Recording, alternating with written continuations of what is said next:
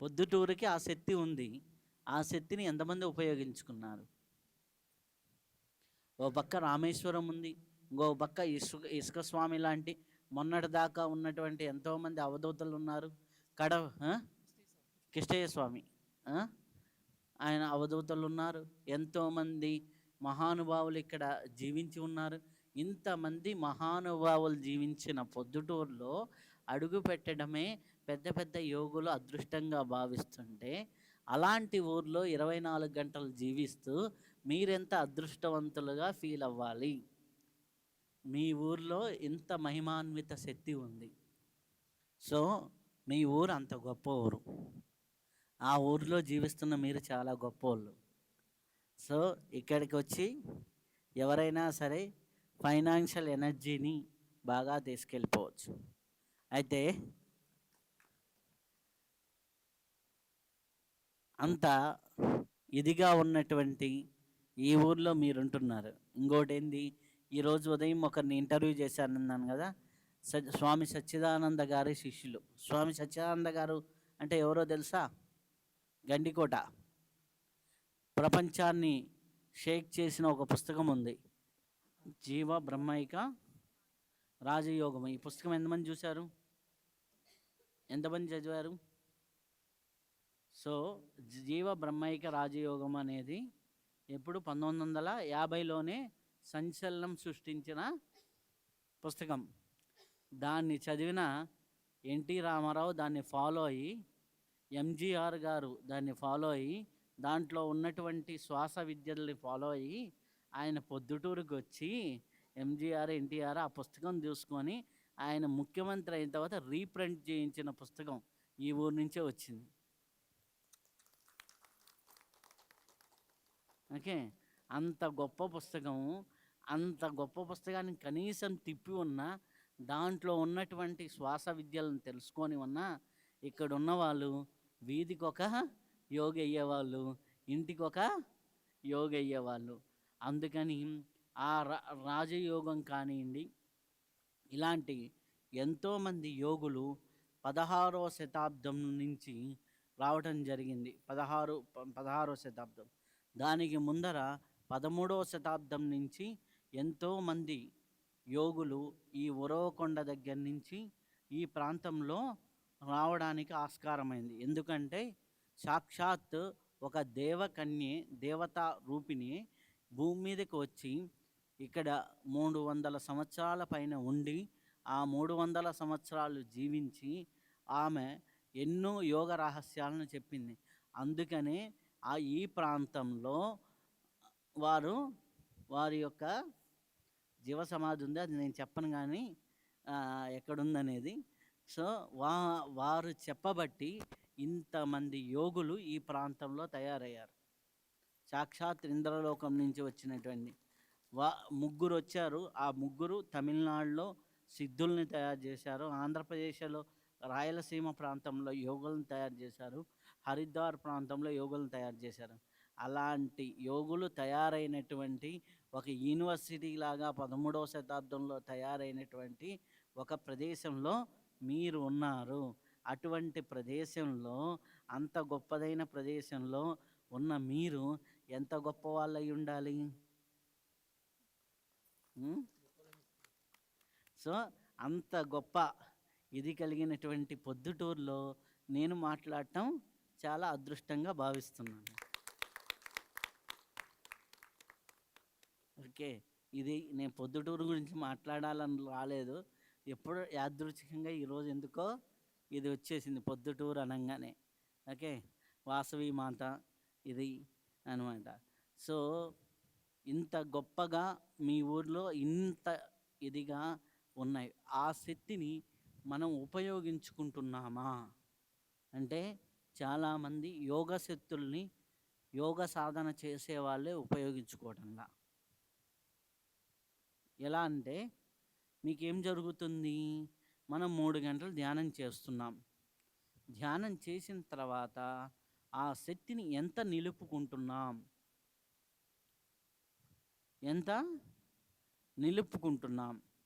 First point, ధ్యానం చేస్తున్నాం, ధ్యానం శక్తిని ఎంత నిలుపుకుంటున్నాం? మీరు ఉదయం నుంచి సాయంత్రం వరకు పనిచేశారు. పనిచేసిన తాలూకు డబ్బులు సాయంత్రాలం కూలీగా ఇచ్చారు. మీరు జోబులో వేసుకున్నారు. జోబికి 4 కన్నాలున్నాయి. ఏమవుతున్నాయి? వెళ్ళిపోతున్నాయి. శక్తిని నిలుపుకుంటున్నారా? నిలుపుకోవటం లేదా? అయితే మనం శక్తిని ఎంత నిలుపుకుంటున్నాం? 3 గంటలు ధ్యానం చేస్తున్నాం. 3 గంటలు ధ్యానం 3 నెలలు చేసిన తర్వాత మీ జీవితంలో కష్టాలు ఉండకూడదు. ఉన్నాయి అంటే మీరు శక్తిని నిలుపుకోవటం లేదు. అంటే ధ్యానం చేస్తున్నాం. ధ్యానానికి ముందర స్టెప్ ఏంటి? ధారణ. ధ్యానాన్ని నిలుపుకోవటం, ధారణ, ధరించటం. ఓకే, అది ఎంతమంది చేయగలుగుతున్నారు? ఓకే, మనకేమవుతుంది? ధ్యానంలో కూర్చున్నప్పుడు హాయిగా ఉంది, ప్రశాంతంగా ఉంది. 1 గంట ధ్యానం చేస్తే 24 గంటల హాయిగా ఉండాలి. ఆ 24 గంటల హాయికి అలవాటయ్యి సబ్కాన్షియస్లో 90 రోజులు అలవాటైన తర్వాత అది 90 రోజుల తర్వాత అది లైఫ్ లాంగ్ హాయిగానే ఉండాలి. మీరు ధ్యానం చేసినా చేయకపోయినా. మహా అయితే కొంతమందికి 6 నెలలు పట్టచ్చు. 6 నెలలు రోజుకి గంట సేపు ధ్యానం చేసిన తర్వాత మీకు ఒక ప్రశాంత స్థితి లైఫ్ లాంగ్ ఉండి తీరాలి. ఉంటుందా? ఉన్నదా లేదా? ఉందా లేదా? అందరు ధ్యానం చేస్తున్నారు కదా మేడం. సో ఆ ధారణా శక్తి అనేది ఎందుకు మిస్ అవుతుంది? సంసారం ఉన్నా ధారణ ఉండాలమ్మా. సంసారం ఉన్నా ధారణ ఉండాలి. ఇప్పుడు మీకు ఫర్ ఎగ్జాంపుల్, మీరు ఇప్పుడు ఉన్నట్టుండి ఒక ఏదన్నా మంచిగా ఏదన్నా వ్యాపారంలో కలిసి వచ్చో ఏదో కలిసి వచ్చి టక్మని ఒక 6 నెలల్లో ఒక 10 లక్షలో 15 లక్షలో వచ్చినాయి. ఆ జీవితంలో ఒక మెట్టెక్కినట్టా కాదా? ఒక మెట్టెక్కినట్టా కదా? ఈ 15 లక్షలు ఒక్కసారి ఒక మెట్టు ఒక 20 లక్షలు వచ్చింది లేదా 30 లక్షలు, మీ స్థాయి తగ్గినట్టుగా ఒక మెట్టు ఎక్కారనుకున్నాం. ఆ మెట్టు జీవితాంతం ఉంటుందా? పడతారా?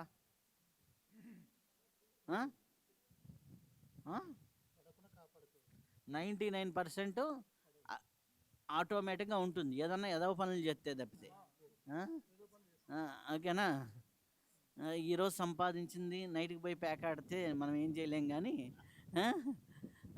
సంపాదించిన నిజాయితీతో సంపాదించింది, నిజాయితీగా సాధన చేసింది ఏదైనా సరే ఒక్కసారి మెట్టెక్కితే ఆ మెట్టు నుంచి కిందకు వస్తామా? నెక్స్ట్ మెట్టుకి వెళ్తామా?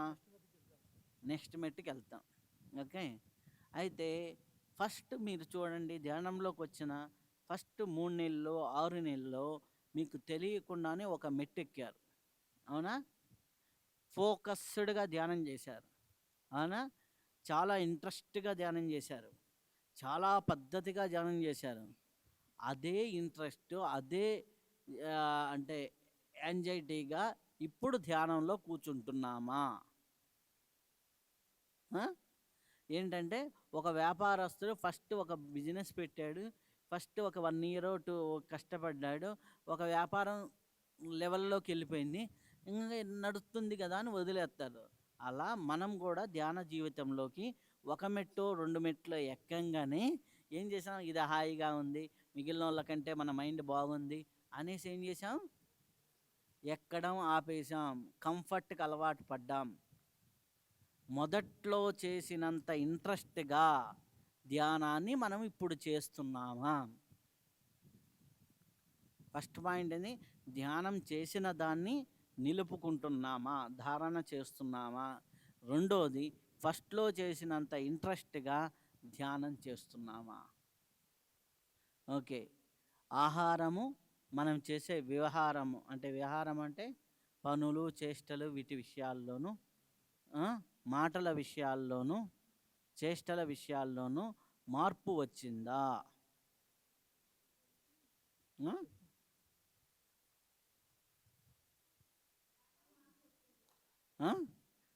మార్పు వచ్చింది. ఓకే, ఈ స్టెప్ అయితే అందరికీ వచ్చిందా రాలేదా? చాలామందికి కనిపిస్తుంది ఇది. ఉమ్, కానీ ఎంతమంది కంటిన్యూగా దాన్ని నిలబెట్టుకుంటున్నారు? ఎంతమంది కంటిన్యూగా దాన్ని నిలబెట్టుకుంటున్నారు? ఓకే. అయితే దీని తర్వాత నెక్స్ట్ మన శ్వాస గతిని 24 గంటలు గమనించగలుగుతున్నారా?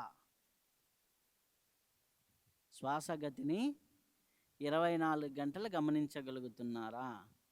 శ్వాసని బ్యాలెన్స్ చేసి శ్వాస కౌంటును తగ్గించుకున్నారా?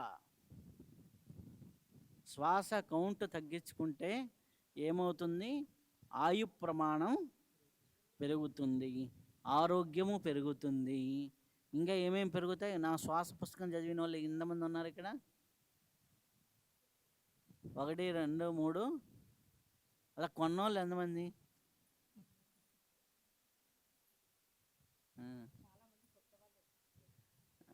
ఓకే. చాలామంది కొత్త వాళ్ళ? ఎంతమంది కొత్త వాళ్ళు?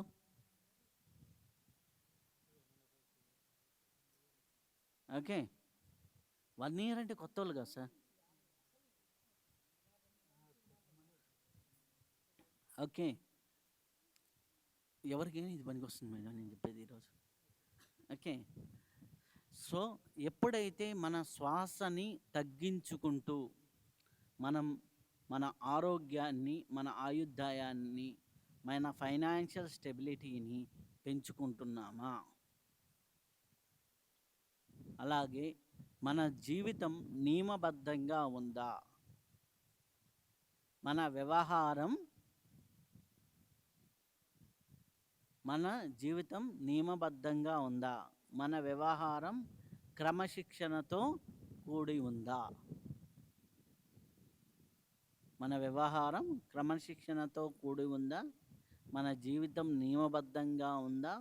అలాగే శ్వాస కౌంటింగ్ని మనం బ్యాలెన్స్ చేయగలుగుతున్నామా? మన ఆహార వ్యవహారాల్లో మార్పు వచ్చిందా? అలాగే మనం ధ్యానం చేస్తున్నప్పుడు మన శక్తిని నిలుపుకుంటున్నామా?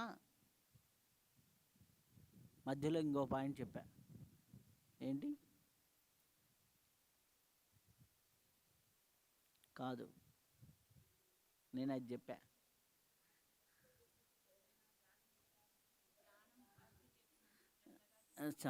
ఆ పాయింట్ మిస్ చేశాను. ఓకే. ఎందుకంటే అది నేను ఆర్డర్లో చెప్పలే, కావాలని మధ్యలో ఇరికిచ్చా. ధ్యానాన్ని ఫస్ట్లో చేసినంత శ్రద్ధగా చేస్తున్నామా? ఓకే. ఎప్పుడైతే మీకు శ్రద్ధ తగ్గిందో ఆటోమేటిక్గా కంటిన్యూటీ తగ్గుతుంది. కంటిన్యూటీ తగ్గితే శక్తికి లింక్ అనేది ఉండదు. ఎప్పుడైతే శక్తికి లింక్ అనేది ఉండదో ఆటోమేటిక్గా డైమెన్షన్స్ నుంచి కింద పడుతూ ఉంటారు. ఎప్పుడైతే డైమెన్షన్స్ నుంచి కింద పడుతూ ఉంటారో అక్కడే కొట్టుకుంటూ ఉంటారు. మీరు 41 రోజులు ధ్యానం చేసిన తర్వాత, లేదా 3 months ధ్యానం చేసిన తర్వాత ఇంకా 3 నెలల ముందరలాగా మీ జీవితం ఉంది అంటే మీ ధ్యానంలో ఏదో ఒక తప్పు ఉన్నది. ఓకే. మీ ధ్యానంలో ఏదో ఒక తప్పు ఉన్నది. అంటే సరిగ్గా సమయానికి చేయలేకపోతున్నారా, ఎట్లా చేయలేకపోతున్నారనేది మీ మాస్టర్స్ని అడిగి తెలుసుకోండి. ఓకేనా? నేను ఇప్పుడు చెప్పిన దానికి అర్థాలు చెప్తాను. ఏంటంటే ఇంట్రెస్ట్గా ధ్యానం చేస్తే శక్తి వస్తుంది. ఆ తర్వాత శక్తిని నిలుపుకోవడాన్ని ధారణ అంటారు. ధారణ అనేది మనకి ఎంతమందికి జరుగుతుంది? ధారణ జరిగితే ఏమవుతుందంటే ఎవ్రీడే మీరు ఒక చిట్టి కట్టినట్టుగా నెలలా చిట్టి కడుతూ ఉంటే ఎట్లాగైతే ఒక అమౌంట్ వస్తుందో అలాగే రోజు మీ శక్తిని పెంచుకుంటూ ఉంటే ఒక 1 yearకో 1.5 yearకో మీ స్థితిగతుల్లో మార్పులు వస్తాయి. అది భౌతిక స్థితిగతులు ప్యారలల్గా, భౌతిక స్థితిగతులు, ఆధ్యాత్మిక స్థితిగతులు. కేవలం ఆధ్యాత్మిక స్థితిగతుల్లో పైకెళ్ళి భౌతిక స్థితిగతుల్లో కింద పడ్డారనుకోండి, ఆ, ఏమైంది, ఒక పెద్ద మర్రి చెట్టు ఉంది, మొదలు నరికేసాం, ఏమవుతుందని చెట్టు పడిపోతుంది. భౌతిక స్థితిగతులు లేకపోతే ఆధ్యాత్మిక స్థితిగతుల్లో నిలబడలేరు. ఎప్పుడైతే భౌతిక స్థితిగతులు బ్యాలెన్స్ చేయలేకపోతే మీరు 12 ఏళ్ళు 15 ఏళ్ళు చేసిన ధ్యానం కూడా వేస్ట్ అయిపోతుంది. అది ఎట్లా వేస్ట్ అవుతుందో తెలుసా? మీకు ఏదో ఒక ఎమోషనల్ మూమెంట్ అవుతుంది. ఎమోషనల్ మూమెంట్లో ఇది ఒక పెద్ద యోగి నాకు చెప్పినటువంటి సూత్రం. నాన్న, నాకెందుకు డబ్బులు, నేను హ్యాపీగా ఇంటర్వ్యూలు చేసుకుంటున్నా, బాగున్నా. ఇది నాకు ఒక 4 ఏళ్ళ ముందర అన్నమాట. అప్పుడు ఇంకా పెళ్లి కాలేదు. ఖర్చులు నెలకెంత 10,000 ఉంటే చాలు. అర్థమైందా? పెళ్ళి అయితే కానీ ఖర్చులు తెలుస్తాయని ఇప్పుడే అర్థమైంది. అర్థమైందా? సో పెళ్ళి అయితే లక్ష్మీదేవి వస్తుందని చెప్పారు అందరూ. లక్ష్మీదేవి వస్తుంది, అలాగే మన చేతులతోనే ఖర్చు పెడుతూ ఉంటారు.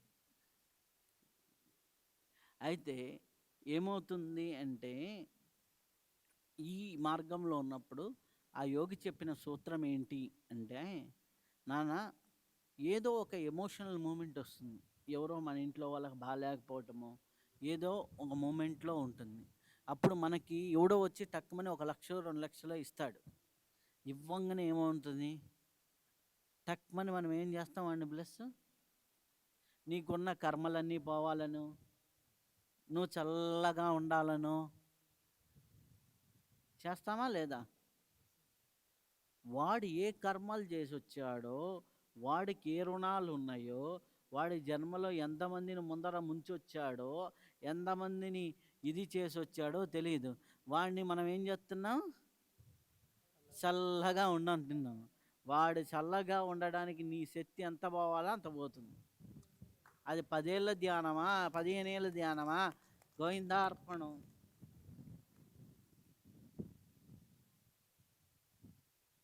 ఇది తెలిసిన దగ్గర నుంచి నేను అప్పటి నుంచి ఏంటంటే, నిరవి టీవీ పెట్టినా, పుస్తకం ఇంత రాసినా, ఇంత ఖర్చు అయినా, ఇంత ప్రింట్ చేస్తున్నా, నా దగ్గరకు వచ్చి డబ్బులు ఇచ్చిన వాళ్ళకి తీసుకుంటున్నాను. ఎందుకంటే గురువు వాళ్ళని పంపించారు కాబట్టి తీసుకున్నాం తప్పితే, నాకు డొనేషన్స్ ఇవ్వండి, ఇది ఖర్చులు ఉన్నాయని నేను ఎక్కడ వీడియోల్లో కానీ, ఎందుకంటే అనౌన్స్ ఇప్పటి వరకు ఎక్కడా నేను చేయలే. రవిశాస్త్రి డబ్బులు అడగంగా ఎవరికన్నా చూసారా? ఇంత చేస్తున్నా కానీ, ఎందుకంటే నేను ఖర్చు పెట్టేది ధర్మమైనప్పుడు నాకు జాతకాల రూపంలో, జ్యోతిష్య రూపంలో, ఇంకొక రూపంలో నాకు ఆటోమేటిక్గా వస్తాయి. నాకు వచ్చేది ఉన్నప్పుడు నేను ఇట్లా చేయబట్టేది దేనికి? నాకు ఇట్లా కావాలనుకో, గురువే పంపిస్తాడు. ఆ మాత్రం గురువుల్ని నమ్మకపోతే ఎలా? సో ఎప్పుడైతే నువ్వు నీ ఎమోషనల్గా ఉన్న మూమెంట్లో నువ్వు పోయేసి తదాస్తు అన్నావు అనుకో, గోయిందార్పణం. దీనికి ఒక కథ చెప్తా, రియలిస్టిక్ కథ. అంటే నా ఎన్ని రియల్ స్టోరీలే ఉంటాయి. ఏంటంటే, ఒక ఆవిడ ఉంది, ఆమె యోగంలో అంటే వేరే పద్ధతిలో బాగా నిష్ణాతురాలు, మంచి సాధనలో చాలా హై లెవెల్లో ఉంది. అంటే హై లెవెల్ అంటే ఒక మామూలుగాని నేను చెప్పను, ఒక పీఠాధిపతులతో పోటీ పడే స్థితిలో ఉంది. అంటే సింపుల్గా చెప్పాలంటే ఆవిడ గాల్లో కూర్చోగలదు. కుండలిని యోగంలో ఇప్పటికీ ఉన్నారు గాల్లో కూర్చునే వాళ్ళు.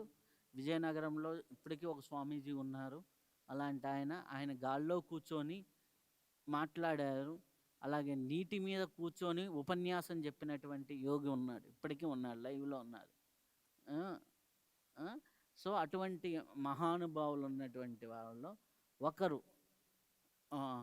ఒక యోగ పద్ధతిలో మంచి సాధన చేసినటువంటి ఆవిడ ఏం చేసింది, వాళ్ళకి కాలగర్భంలో వాళ్ళ హస్బెండ్ వెళ్ళిపోయాడు.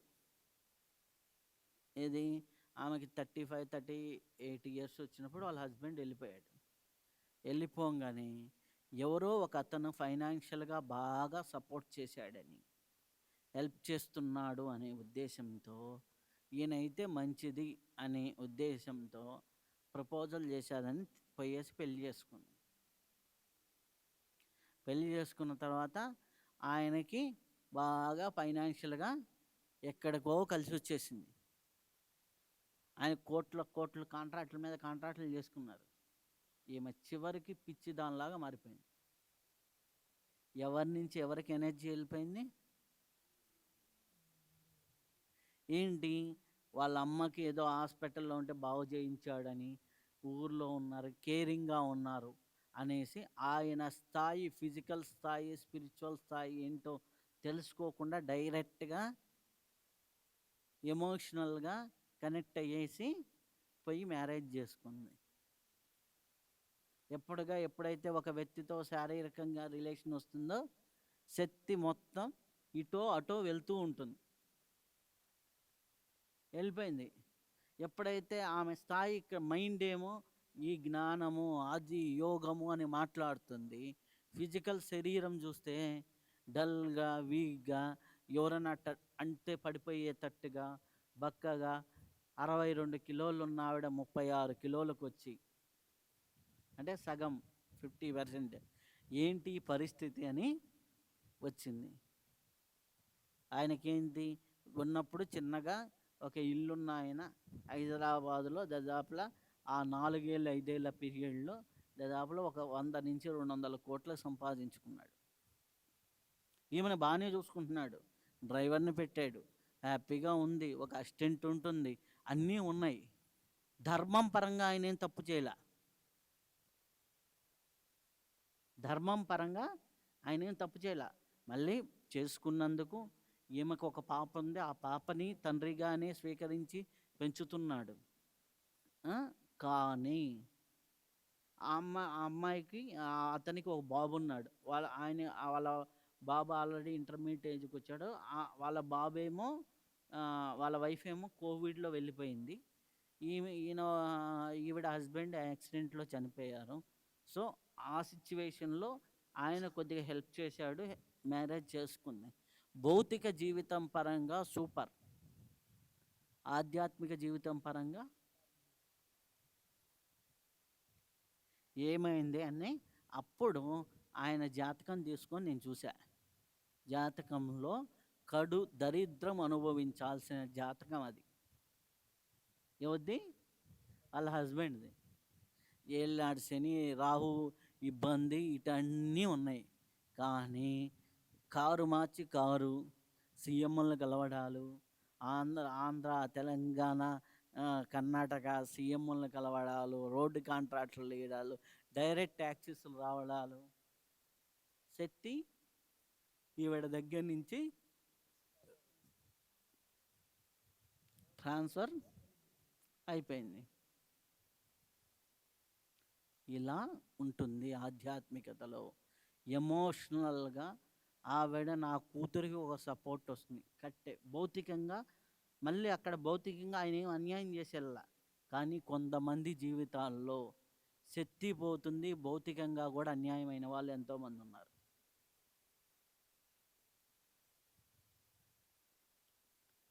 సో నువ్వు భౌతిక జీవితంలో స్ట్రాంగ్గా లేకపోతే నువ్వు చేసిన సాధన ఏదో ఒక రోజు పరుల పాలవుతుంది.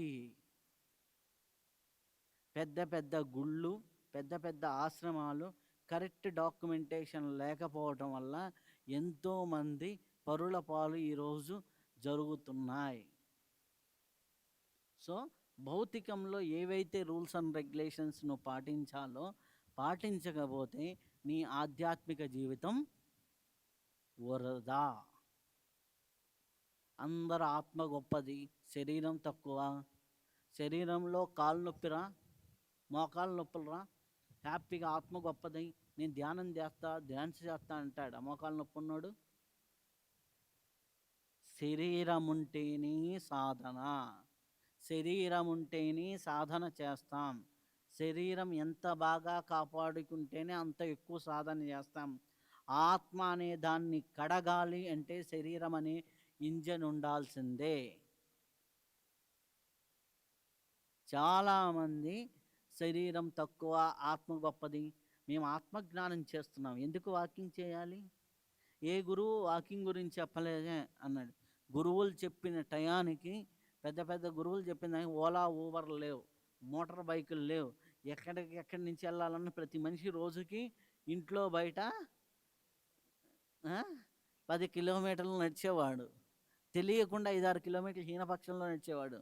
ఈరోజు డాక్టర్లు చెబుతుంది ఎంత? 2 కిలోమీటర్లు వాకింగ్ చేయండి అని చెబుతున్నారు. అవునా కాదా? మనం ఏం చేస్తున్నాం? ఇప్పుడు సూట్ కేసులు లాంటి ఇల్లు రావటం, bedroom hall kitchen, bedroom hall kitchen.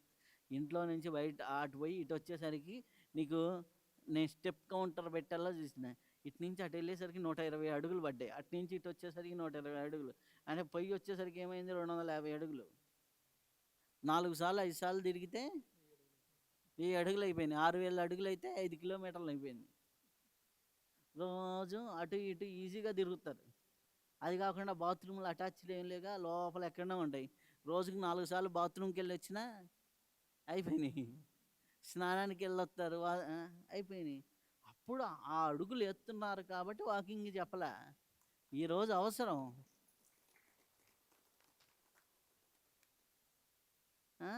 శరీరాన్ని లేకపోతే మీరు సాధన చెయ్యలేరు. సాధన సక్కంగా చేయకపోతే, ఫోకస్డ్గా సాధన చేయకపోతే, ఇంట్రెస్ట్గా సాధన చేయకపోతే మీ జీవితం ఇలానే ఉంటుంది. చేసిన సాధనని నిలబెట్టుకోకపోతే, ధారణ చేయకపోతే మీ జీవితం ఇలానే ఉంటుంది. మీ శ్వాస రేటుని బ్యాలెన్స్ చేయకపోతే మీ జీవితం ఇలానే ఉంటుంది. మీరు నియమబద్ధంగా లేకపోతే ఇలానే ఉంటుంది. మీ ఆహార వ్యవహారాల్లో మీ సాధన మార్పు తేకపోతే మీ జీవితం ఇలానే ఉంటుంది. మీరు ఒక క్రమశిక్షణాత్మక జీవితంలోకి రాకపోతే మీ జీవితం ఇలానే ఉంటుంది. దాన్నే పతంజలి మహర్షి యమము, నియమము, ఆసనము, ప్రాణాయామము, ప్రత్యాహారము, ధారణ అని చెప్పాడు ముందర. తర్వాత ధ్యాన, సమాధి ఉన్నాయి. అర్థమైందా? ఆసనానికి నేనేం చెప్పాను? రెగ్యులర్గా వాకింగ్ చేసుకోండి, కొంత మీ పనులు చేసుకోండి. ప్రాణాయామం, మీ బ్రీత్ని బ్యాలెన్స్ చేసుకోండి. మీ శ్వాస బ్యాలెన్స్ అవుతుందా లేదా?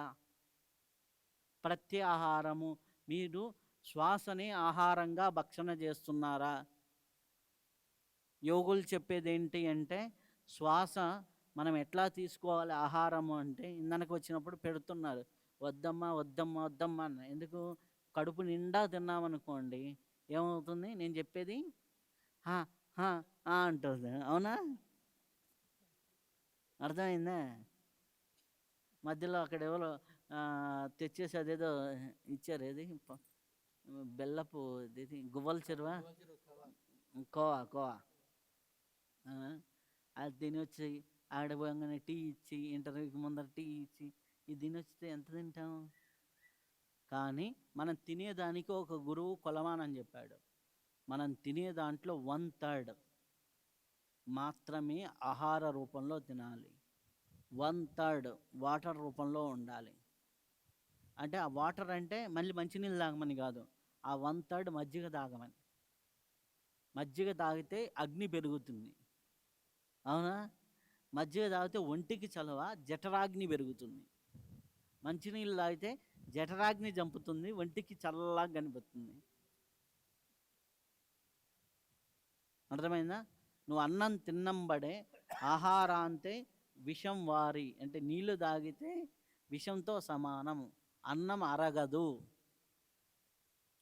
ఎవరైనా వాష్రూమ్కి వెళ్ళి వచ్చిన తర్వాత ఇంట్లో స్మెల్ వస్తుందంటే ఒకటే గుర్తుపెట్టుకోండి, వాళ్ళు అన్నం తిన్న తర్వాత మంచినీళ్ళు తాగుతున్నారు, వాళ్ళ అన్నం అరగటంలో, అన్నం కుళ్ళుతుంది.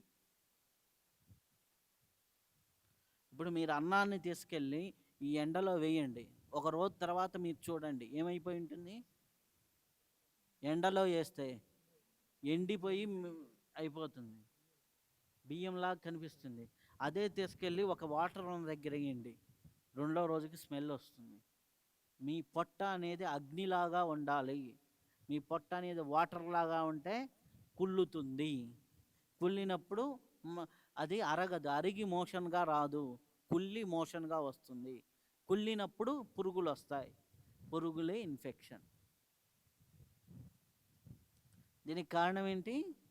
అన్నం తిన్న తర్వాత మజ్జిగ తాగితే చాలా అద్భుతంగా ఉంటుంది.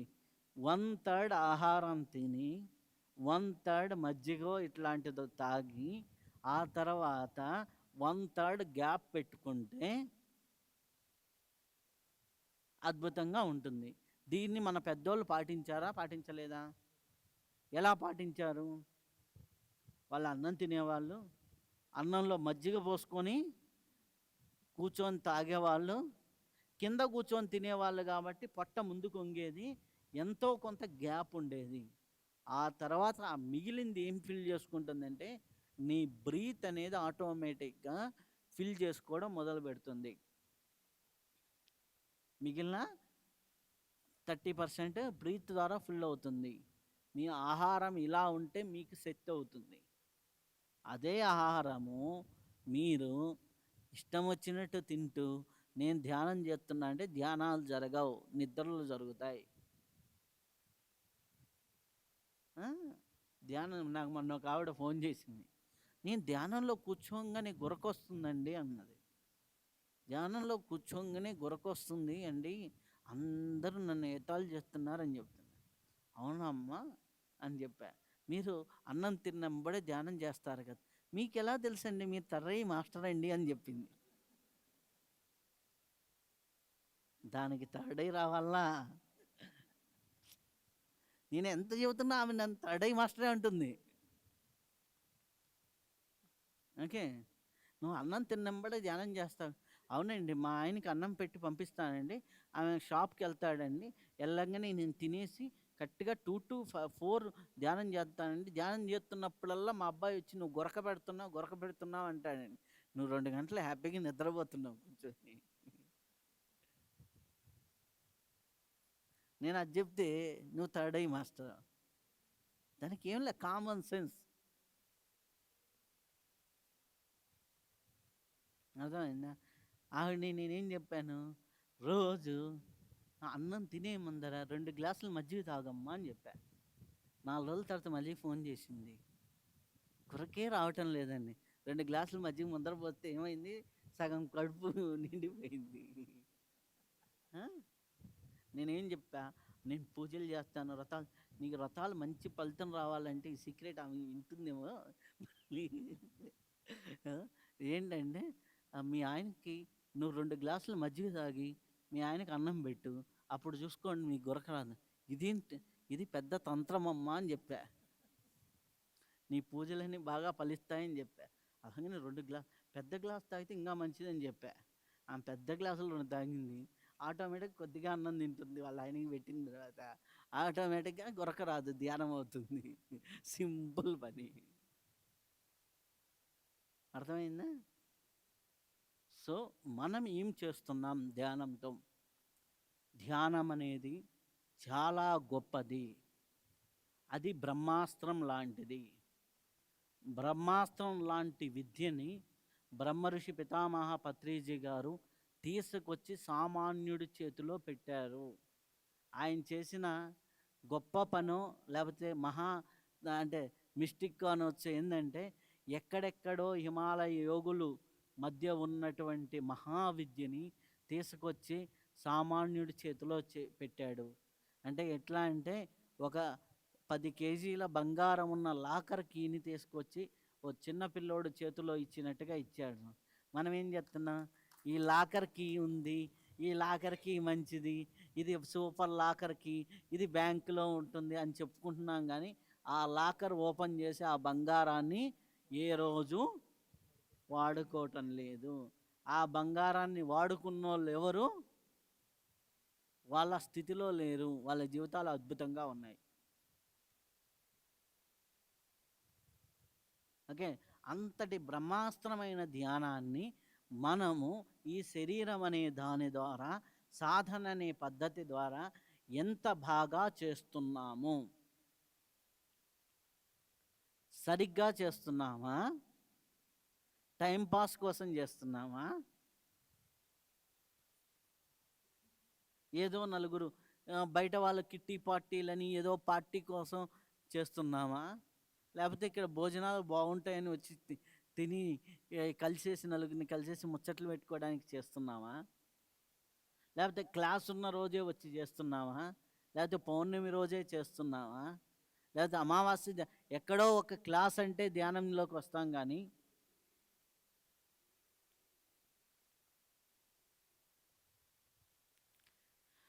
ధ్యానానికి కొలమానం అబ్జర్వేషన్ ఎవరు అంటే మీ శ్వాసే మీ గురువు.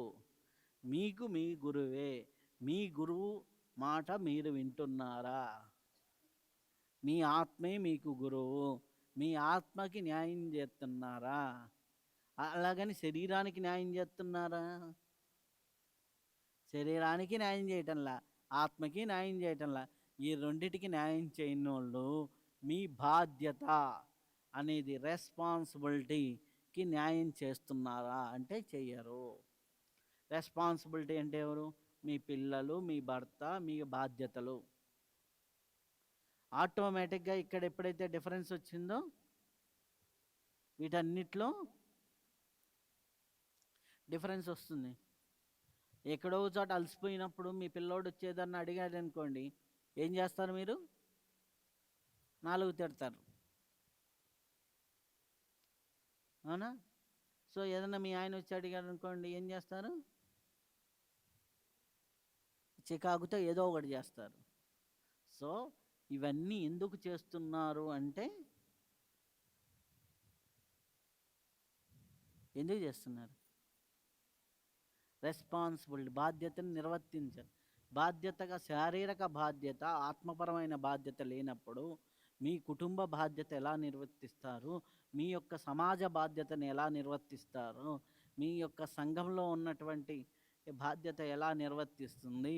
మిమ్మల్ని చూసి మీరు వీటన్నిటిలో బాగుంటే, మీరు శారీరకంగా బాగుండి, ఆత్మపరంగా బాగుండి, మానసికంగా బాగుండి, ఇంట్లో ఫైనాన్షియల్గా బాగుండి, స్థితిగతుల పరంగా బాగున్నప్పుడు మీరు ఏ ధ్యానానికి ప్రచారం చేయాల్సిన అవసరం లేదు.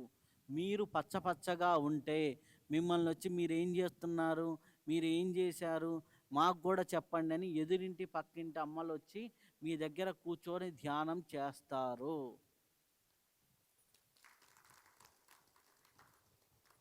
దీనికి నిదర్శనం ఏంటి అంటే మీరు సరిగ్గా చేయలేదనే దానికి నిదర్శనం ఈ ఊరంతా ఇంకా ధ్యానమయం కాలేదు. ఎందుకు కాలేదు? మీరు సరిగ్గా ఉండి మీ ధ్యానం ద్వారా మీ కుటుంబ పరిస్థితుల్ని, మీ యొక్క నిత్య జీవన విధానంలో మార్పులు కానీ మీరు చేసుకుంటే ఆటోమేటిక్గా ఏమవుతుంది?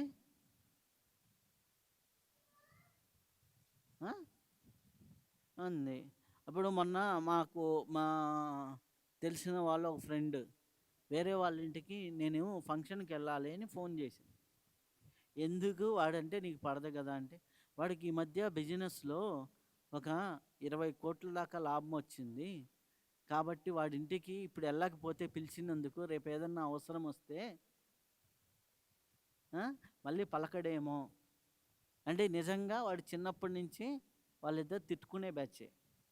కానీ వీడికి ఎప్పుడైతే డబ్బులు వచ్చి కొద్దిగా బాగున్నాడో ఫంక్షన్కి రారా అని మెసేజ్ పెట్టినందుకు, మళ్ళీ ఫోన్ చేసి కూడా పిలవాలా, రారా అని మెసేజ్ పెట్టినందుకు మనం ఏం చేస్తాం? పరిగెత్తుకుంటూ వెళ్తున్నాం. ఎందుకు? వాడి దగ్గర డబ్బులు ఉన్నాయి. ఒక డబ్బులు, సౌకర్యము అన్నీ నీ దగ్గర బాగున్నప్పుడు నువ్వు పిలిస్తే పరిగెత్తుకుంటూ జనాలు వస్తారా? రారా? అది మీరు చేసుకోవటం లేదు అంటే మీరు ధ్యానానికి మంచి చేస్తున్నారా? ధ్యానానికి చెడ్డ పేరు చెప్తున్నారా? పత్రిసారికి మంచి పేరు చెప్తున్నారా? పత్రిసారికి చెడ్డ పేరు చెప్తున్నారా? ఇంటి ముందర పత్రి సారు ఫోటో పెట్టుకొని పత్రి సార్కి రెస్పెక్ట్ పెంచుతున్నారా? ఈయన పత్రిజీ మాయలో పడి చెడిపోయారనే పేరుని తెస్తున్నారా? ఒక గురువు యొక్క వాల్యూని పెంచుతున్నారా? గురువు యొక్క వాల్యూని తగ్గిస్తున్నారా?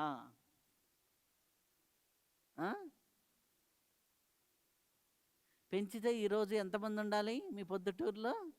ఒక్క ఇంటికి కూడా ధ్యానం తెలియకుండా ఉండకూడదు. ప్రతి ఇంట్లో ధ్యానం ఉండాలి. ఒక కనీసం 80% పీపుల్ అయినా ధ్యానం చేసేవాళ్ళు ఉండాలి. దీనికి రీసెంట్గా ఒక ఎగ్జాంపుల్ చెప్తా, జరిగిన ఎగ్జాంపులే. ఒక ఆయన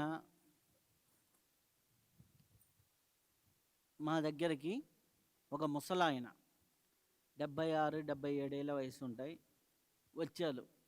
ఎప్పుడు ఉదయాన్నే 4 గంటలకు వచ్చి ఎత్తుక్కుంటూ నా ఆఫీస్ దగ్గర నిలబడి ఉదయం నుంచి బస్ దిగి ఎక్కడో వెళ్ళేసి వచ్చారు. వాళ్ళ మనమ్మడు తీసుకొచ్చాడు. నేను 9:30కి ఆఫీస్కి వెళ్ళేసరికి ఉదయం నుంచి చూస్తున్నామండి అన్నాడు.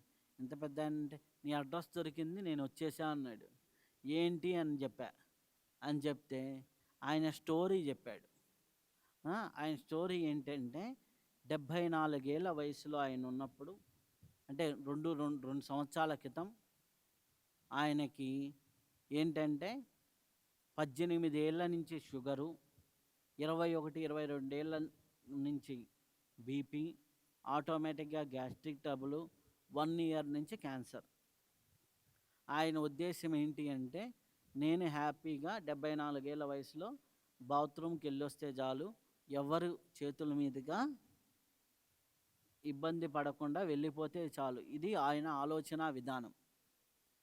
ఆ ఏజ్లో అది కరెక్టా కాదా? కరెక్టేనా? ఓకే. సో ఆ ఆలోచన విధానంలో ఉన్నాడు. వాళ్ళ పెద్దగా తిరగటం లేదు కదా పెద్ద ఆయనని, వాళ్ళ మనవడు ఎక్కడి నుంచో ఒక టచ్ ఫోన్ కొనిచ్చాడు. టచ్ ఫోన్ కొనిస్తే ఆయన టచ్ ఫోన్ అని కూడా తెలియదు, బొమ్మల ఫోన్ అంటాడు దాన్ని. మా మనవడు బొమ్మల ఫోన్ తెచ్చిచ్చాడయ్యా. ముని మనవడో తెలియదు, బొమ్మల ఫోన్ తెచ్చిచ్చాడు.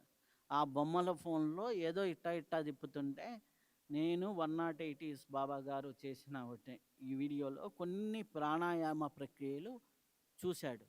ఇలా చేస్తే మంచిది అని అనుకొని ఆయన ఫస్ట్ 5 నిమిషాలు ప్రాక్టీస్ చేయడానికి విలువల్లాడాడు. ఉదయం ఒక 5 నిమిషాలు, సాయంత్రం 5 నిమిషాలు, ఉదయం 5 నుంచి 10 నిమిషాలు, అట్లా పెంచుకుంటూ ఉదయం 1 గంట, సాయంత్రం 1 గంటకి వెళ్ళాడు.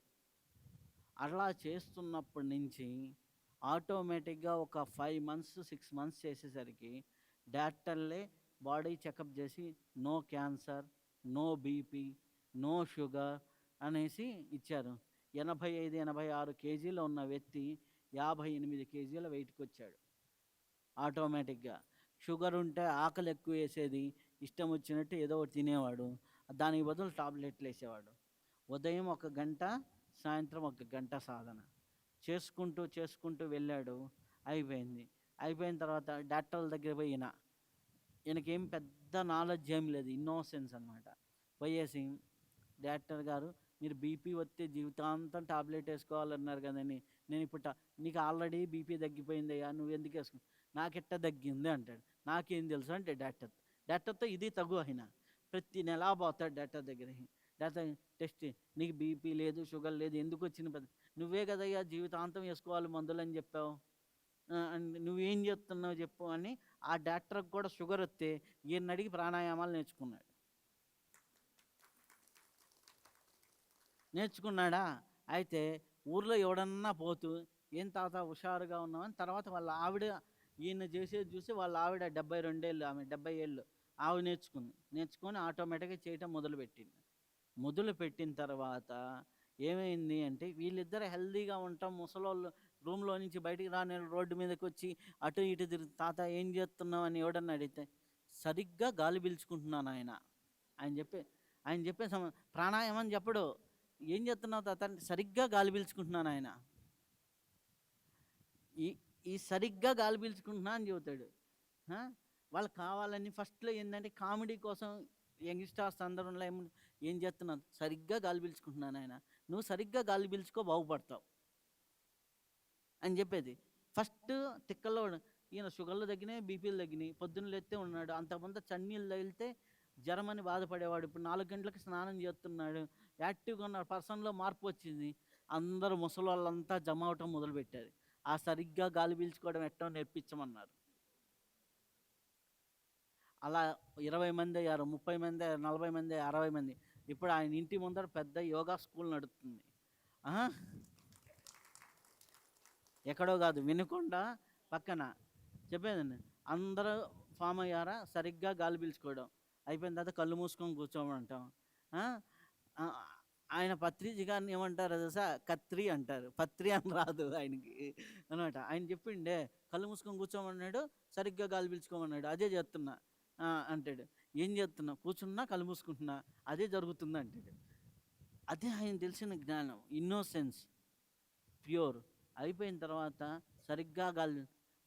సరిగ్గా గాలి పీల్చుకుంటున్నావు. ఏమి ఏమి ఏమొచ్చింది అంటే, నాతో నేను బతుకుతున్నా. సెకండ్ వర్డ్ ఆయన చెప్పింది, నాతో నేను బతుకుతున్నా. సరిగ్గా గాలి పీల్చుకుంటున్నా, నాతో నేను బతుకుతున్నా. 74 ఏళ్ళు పిల్లల పెళ్ళిళ్ళు చేశా, మనమళ్ళ పెళ్ళిళ్ళు చేశా, ముని మనమరాల పెళ్ళిళ్ళు కూడా చేశా, 4 తరాలు చూసా. ఇప్పుడు నాతో నేను బతుకుతున్నా. ఇలా ఒక 50-60 మంది గ్రూప్ అయింది కదా. వాళ్ళ ఊరు పక్కన ఒక గుడి, ఒక సాధువు కట్టి సగంలో పూర్తి చేయకుండా వదిలేస్తే, ఆ గుడి ఏదో ఉంది కదా, బాగు చేద్దాం అనేసి ఆ గుడి బాగు చేశారు. ఇప్పుడు ఆ గుడిలో పెద్ద పెద్దగా అన్ని మార్పులు చేశారు. అట్లా ఆ టీం ఏం చేస్తున్నారు తెలుసా? ప్రతి ఆదివారం ఒక గుడికి వెళ్తారు. ఆ గుడి చుట్టూ ఉన్నటువంటి చెత్తని అంతా కూడా మొత్తం క్లీన్ చేసి ఆడ హ్యాపీగా ధ్యానం చేసుకొని ముసలోళ్ళ బ్యాచ్ వస్తుంటే ఆ బ్యాచ్ని చూసి భయపడుతున్నారు. మొన్న ఒక గుడి దగ్గరికి రోడ్డు లేదు, ఎమ్మెల్యే దగ్గరికి వెళ్ళి ఆ గుడి దగ్గరికి రోడ్డు వేయించు అన్నాడంట. ఈయన పోయి, పెద్ద ఆయన, ఈ ముసలోళ్ళంతా బ్యాచ్ పోయి అడిగితే ఏమంటారు? అర్జీ పెట్టింది. ఆ మాత్రం అర్జీ రాసుకోలేని నువ్వేమో ఎమ్మెల్యే అయినావు, వేయించు ముందర అని చెప్పొచ్చారంట. కరెక్ట్గా వారం రోజుల్లో వేయించాడు ఎమ్మెల్యే. అంటే అక్కడ ఏమైంది, ఆయనకి ప్రిస్టేజ్ అయిపోయింది. ముందర ఫండ్ రాలా, ఏమి రాలా, ముందర వేయించేసిండు. సో ఒక వ్యక్తి ఇన్నోసెంట్గా సాధన చేస్తే 2 ఇయర్స్లో మార్పు వచ్చింది. ఆ తర్వాత వాళ్ళ మనమడు తీసుకొచ్చాడన్నగా, మా తాత ఏమి అడిగినా కానీ సరిగ్గా గాలి పీల్చుకోమంటున్నాను అని చెప్పి, ఏం రా అంటే సరిగ్గా గాలి పీల్చుకోమంటాడు. లేస్తే ఆయన ఏం మార్పులు వచ్చినాయని వాళ్ళ మనమన్నది. ఇంత ముందర ఇంత తినేవాడు మా తాత, ఇప్పుడు రోజు ఉదయం ఒక గ్లాసు రాగి జావ తాగుతాడు, కొద్దిగా మొలకలు నానబెట్టిస్తే తింటాడు. ఆటోమేటిక్గా సాధన చేస్తుంటే ఆహారంలో మార్పు వచ్చింది. రాత్రికి ఒక జొన్న రొట్టె తింటాడు, మధ్యాహ్నం అంత అన్నం తింటాడు. ఆటోమేటిక్గా సాధన ఆయన జీవితాన్ని, ఆహారాన్ని మార్చింది. ఏ గురువు మార్చల. ఆటోమేటిక్గా వెయిట్ తగ్గాడు, బలం తగ్గింది. ఆయన్ని చూసి నేను మారా. ఆయన పొద్దున్న లేస్తే నీ వల్ల నువ్వే నా గురువు అంటాడు నన్ను. స్వామి నువ్వేం చేస్తున్నావు? అయితే మొన్న నాకు 3 days బ్యాక్ ఫోన్ చేశాడు. ధ్యానం పెద్దగా చేయలేకపోతున్నా అనేసి అన్నాడు. ఏం తాత ఎంతసేపు చేస్తున్నా? రోజుకి 11 గంటలు ధ్యానం చేస్తున్నానయ్యా, ఇంకా పెద్దగా గొప్పగా చేయలేకపోతున్నా అన్నాడు. ఏం ధ్యానం చేసి ఏం చేసావు? మా ఊర్లో అన్ని సిమెంట్ రోడ్లు రావాలన్నా ఆటోమేటిక్గా సిమెంట్ రోడ్లు వచ్చేసినాయి తెలుసా. నువ్వు చెప్తుంది సంకల్పిస్తే అయిపోతున్నాయి తెలుసా. ఆయన సంకల్పం చూడండి, ఊర్లో అంతా సిమెంట్ రోడ్లు రావాలి, వచ్చేసినాయి.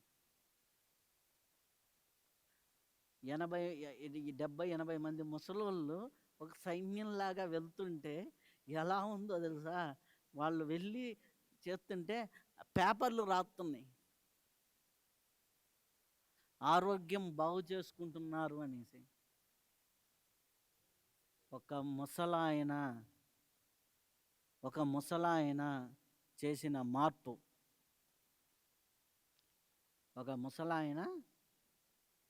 చేసిన మార్పు, మీరు మీ ఇంట్లో మార్చుకుంటున్నారా? వాళ్ళ మనమడు ఒకటే చెప్పాడు, మా తాత నాకంటే స్పీడ్గా గోల్కొండ ఎక్కాడు. నాకు ఆయాసం వచ్చింది, ఆయనకి ఆయాసం రాలా. ఆయన బాడీ చెకప్ చేస్తే నో క్యాన్సర్, బాడీ ఏజ్ వచ్చేసి 42 సంవత్సరాలు వచ్చింది, ఆయన ఏజ్ 76 ఏళ్ళు, ఎలా పాసిబుల్ అని వచ్చాడు.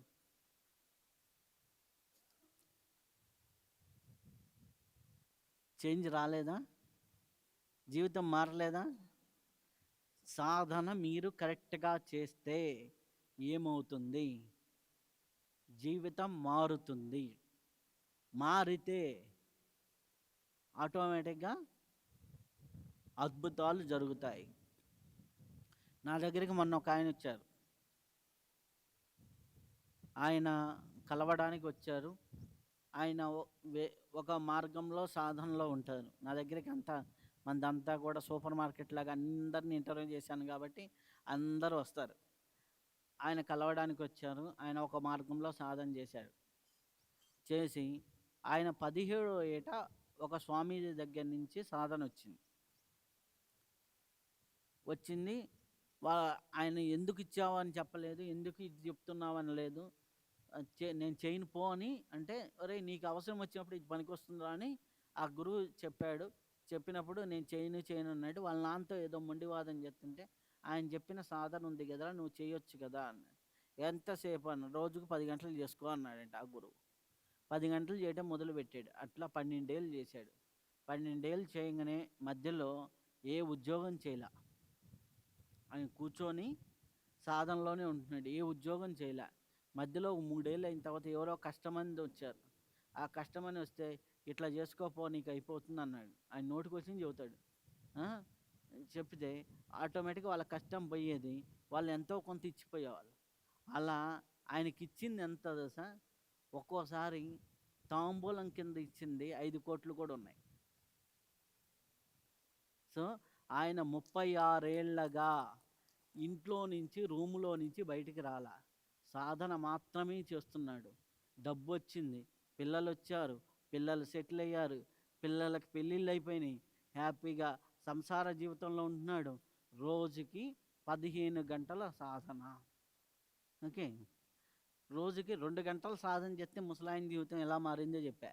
రోజుకి 15 గంటలు సాధన చేస్తే ఆయన జీవితం ఎలా మారిందో చెప్పా. ఎంతమంది సాధనలో సిన్సియర్గా చేస్తున్నారు?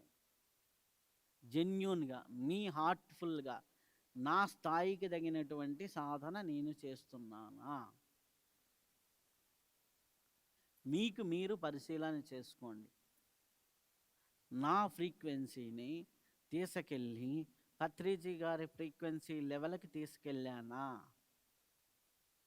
ఒక సదానంద యోగి గారు ఒక్కరిని పత్రిజీగా తయారు చేసినప్పుడు ఇన్ని లక్షల మందికి ఆయన అదే విద్యను అందిస్తే ఎందుకు పత్రిజీలాగా తయారు కాలేకపోతున్నారు? సాధనలో అయితే తప్పులేదు, సాధించడంలో తప్పుంది. సాధన అదే, సాధన అదే, సాధించడంలో, దాన్ని వర్కౌట్ చేసుకోవడంలో ఆ సిన్సియారిటీ, ఇది మనకి ఎక్కడో లోపిస్తుంది. ఎప్పుడైతే మీరు సిన్సియర్గా సాధన చేస్తారో, మీ చైతన్యము విశ్వ చైతన్యంతో మ్యాచ్ అవుతుందో, అప్పుడు గురు చైతన్యం వచ్చి ఆటోమేటిక్గా మీకు కలుస్తుంది. ఎలా అంటే, సింపుల్గా భౌతిక జీవితంలో నువ్వు ప్రయోజకుడు అవ్వంగానే ఒక స్థితిలో నిలబడితే, తండ్రి ఆస్తి ఎలాగైతే కొడుక్కి, ఒరే బాబు నువ్వు ప్రయోజకుడినరా, ఇదిగో నా ఆస్తిలో ఈ భాగమని ఎట్లాగైతే తండ్రి ఆస్తి, తాతయ్య ఆస్తి ఆ ప్రయోజకుడైన కొడుక్కి ఏడవుతాయో, అలా గురు పరంపర తాలూకున్నటువంటి శక్తి సామర్థ్యాలు ఒక ప్రయోజకుడైన శిష్యుడికి ఆటోమేటిక్గా సూక్ష్మ శరీరం దాటిన వాడికి కారణ శరీరంలో వచ్చి యాడ్ అవుతాయి. ఎప్పుడైతే ఆ లెవెల్లో మీకు యాడ్ అయినప్పుడు వీడు నీ పక్కనే ఉంటాడు ఆటోమేటిక్గా.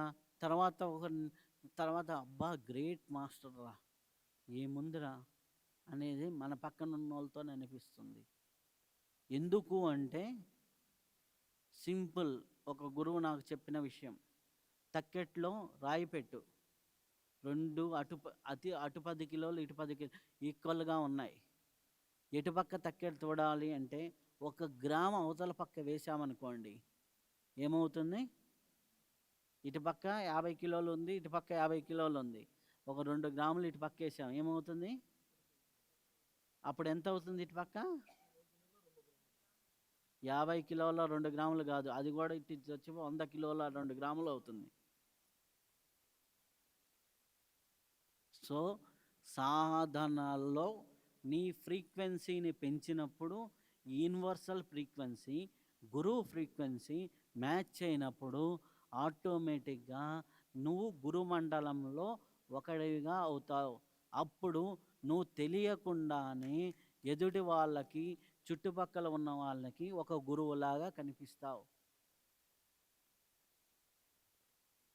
అంత సాధన మనం చేయకుండా మనం ఏదైతే ఉందో డొక్కా మొక్కాగా చేస్తూ ఉంటే జీవితాలు మారవు. ఎలాగా అంటే, ఒక కూలి చేసుకునేవాడు, చిన్న పని చేసుకునేవాడు నెలకు ఒక 10-15 వేలు సంపాదిస్తూ వాడేదో కష్టపడి నెల మొత్తాన్ని భారంగా ఈడుస్తూ వెళ్తుంటే వాడెప్పుడు ఇల్లు కొనలేడు, వాడెప్పుడు బంగారం కొనలేడు. అవునా కదా? అదే నెలకి ఒక 20,000 ప్లేస్లో 50,000 సంపాదిస్తూ 40,000 ఖర్చు పెట్టుకుంటూ 10,000 సేవ్ చేసుకుంటూ వెళ్తే ఆటోమేటిక్గా ఒక 5-6 సంవత్సరాల తర్వాత వాడి దగ్గర ఒక అసెట్ కనిపిస్తుంది. ఆ అసెట్ ఉండగానే చుట్టుపక్కల అమ్మలందరూ ఏకమవుతారు. అలాగే మీ ధ్యానం అనే దాంట్లో ప్రాణశక్తి అనే అసెట్ని మీరు ఎంత పెంచుకుంటున్నారు, ఈ సంవత్సరం మీ డిపాజిట్ ఎంత, నెక్స్ట్ ఇయర్కి డిపాజిట్ ఎంత, day day day day deposit ఎంత, ఈ గంటలో ఎంత డిపాజిట్ చేశారు, నెక్స్ట్ గంటలో ఎంత డిపాజిట్ పెంచుకుంటున్నారు అనే విషయాన్ని మీకు మీరు పరిశీలన చేస్తున్నారా?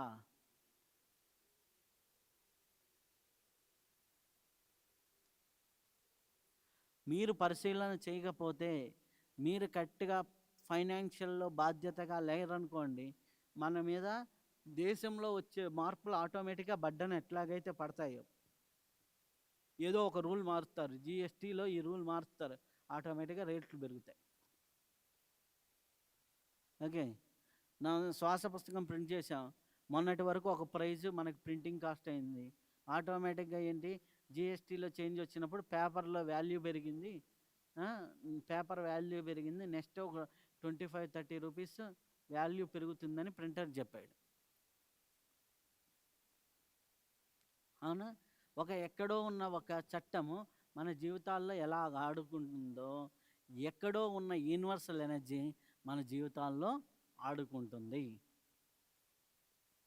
యూనివర్సల్లో ఉన్నటువంటి ఎనర్జీలో నువ్వు పావు అవుతావా, ఎనర్జీలో నువ్వు భాగం అవుతావా? భాగమైతే అది ఆట, పావైతే కర్మ. సింపుల్ అంతే. ఎనర్జీలో భాగమైతే ఆటలాగా ఉంటుంది నీ జీవితం, దాంట్లో నువ్వు కానీ పావుగా మిగిలావనుకో కర్మే. ఈ వాడెవడో పెంచాడు, ఇదేదో అయింది, ఏమైందిరా జీవితం, ఈ ఖర్చు.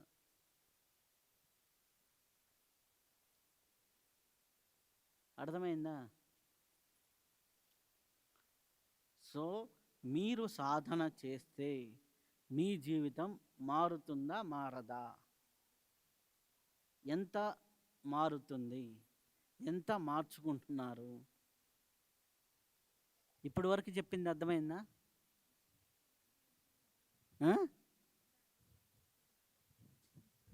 కానీ నేను చెప్పింది ఇప్పటి వరకు శ్వాస బయట ఉన్నటువంటి ప్రహరీ గోడని బాగా చెప్పా, అది పుస్తకంలో లేదు. అర్థమైందా? నేను ఏ క్లాసులో కూడా ఒకసారి చెప్పింది ఇంకోసారి చెప్పను, ఒకసారి జూమ్ మీటింగ్లో చెప్పింది మళ్ళీ చాలా వరకు రిపీట్ చేయకుండా చూస్తా. సో లైట్ వర్కర్స్ టీవీలో ఎన్నో ఆల్రెడీ ప్రాక్టీసెస్ ఎట్లా థాట్లెస్ స్టేజ్కి వెళ్ళాలి అనేది చెప్పాను. అయితే ఇప్పుడు వరకు ఒకటి చెప్పాను కదా. నెక్స్ట్ ధ్యానం ధ్యానం చేస్తున్నారు. ధ్యానంలో శక్తిని నిలుపుకుంటున్నారా అన్నాను. ఎంత తక్కువ సమయంలో ఎంత ఎక్కువ సంపాదిస్తున్నారు? ఇప్పుడు 3 గంటలు ధ్యానం చేస్తే 3 గంటల శక్తి అని అడిగాను. నెక్స్ట్ స్టెప్ 3 నిమిషాల్లో 3 గంటల శక్తిని సంపాదిస్తున్నారా?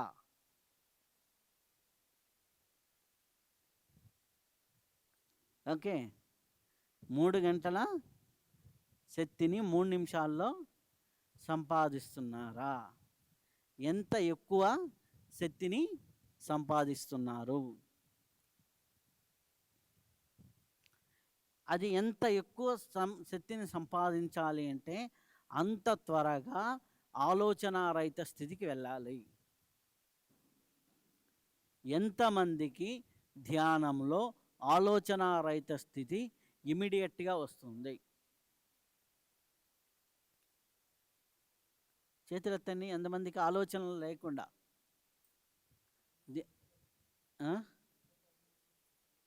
ఓకే, చూడండి, ఒకరు ఇద్దరు ఎత్తారు, ముగ్గురు ఎత్తారు ఇంతమందిలో.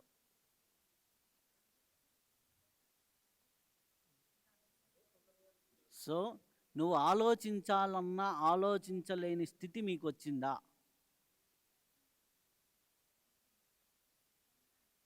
ఎప్పుడన్నా కాదు, ఇలా చిటికేస్తే జరగాలి. జరుగుతుందా?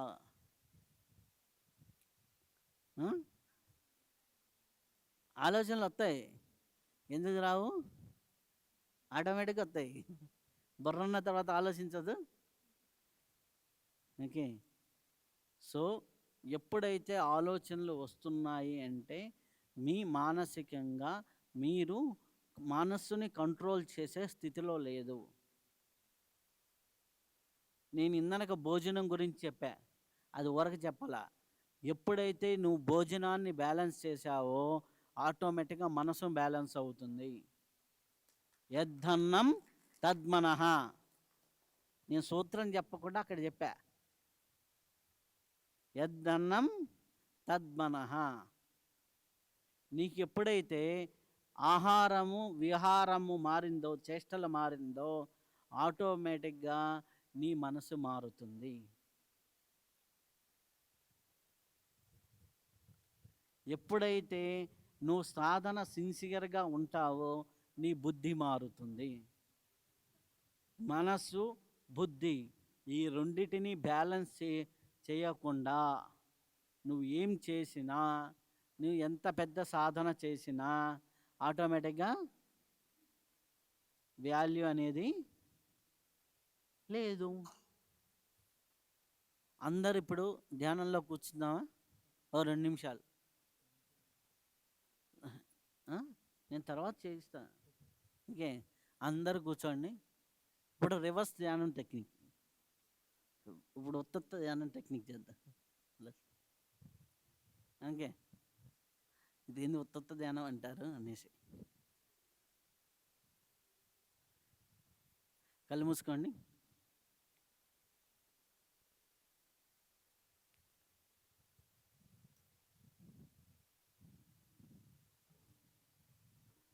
ఓకే, ఈరోజు మీ ఇంట్లో ఏం చేశారు? పొద్దున్నే ఏం చేశారు? ఏ డ్రెస్ వేశారు? మీ ఇంట్లో ఎవరు తిట్టుకున్నారు? ఎవరు కొట్టుకున్నారు? మీ ఇంట్లో పక్కన ఇంట్లో వాళ్ళు ఏం చేశారు?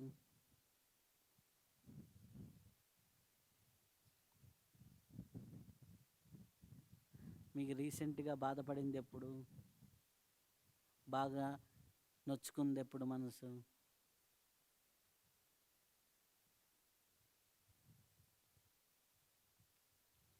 బాగా ఇబ్బంది పడింది ఎప్పుడు? ఓకేనా? అన్నీ గుర్తొస్తున్నాయి కదా?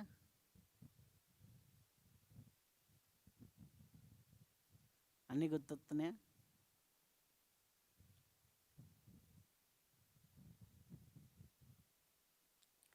ఈ మధ్య నేను మోసపోయాను. ఎప్పుడు మోసపోయాను?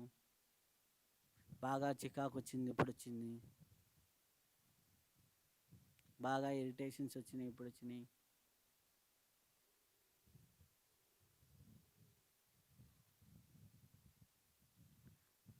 ఓకే, అందరు కలిసారండి. అన్నీ గుర్తొచ్చినాయా? వచ్చినాయి కదా? ఇన్ని థాట్లు వచ్చినాయి కదా? వచ్చినాయా రాలేదా? అన్నీ వచ్చినాయి. ఇదేంద్రా ఇట్ట చేయించాడు ధ్యానం అని ఆశ్చర్యంలో ఉన్నారా? మీ థాట్లు పెంచే ధ్యానం ఇది. థాట్ తగ్గించే ధ్యానం నేను ఇప్పుడు చేయించబోతున్నా. ఎందుకు అంటే మనస్సు ఎప్పుడైతే పనిచేసిందో, మనస్సు సరైన శక్తి ఎప్పుడైతే లేదో, మనస్సుని ఆటోమేటిక్గా రెచ్చగొడితే రెచ్చిపోతుంది. బుద్ధిని నీకు అది కావాలి ఇది కావాలంటే కోరికల్లో రెచ్చిపోతుంది బుద్ధి. మనస్సు ఏమో ఎమోషన్లో రెచ్చిపోతుంది, బుద్ధి ఏమో సంకల్పాల పేరుతో రెచ్చిపోతూ ఉంటుంది. ఓకేనా? ఇప్పుడు ఈ రెండింటిని బ్యాలెన్స్ చేసే టెక్నిక్స్ ఆల్రెడీ లైట్ వర్కర్ టీవీలో నేను చేయించాను. ప్రాక్టీస్ చేసిన వాళ్ళు ఎవరన్నా ఉన్నారా? ఎలా ఉంది ప్రాక్టీస్ చేసిన తర్వాత? చాలా బాగుంది. ముగ్గురే చేశారు ఇక్కడ. మీరు క్వశ్చన్ కూడా అడిగారు, నాకు గుర్తుంది లైవ్లో.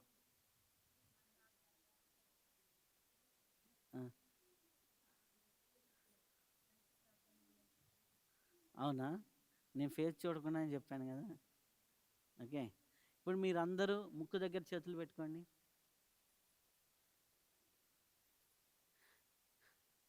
ఏ శ్వాస వాడుతుంది? రైట్ నాస్టల్ ఎక్కువ మందికి ఆడుతుంది కదా.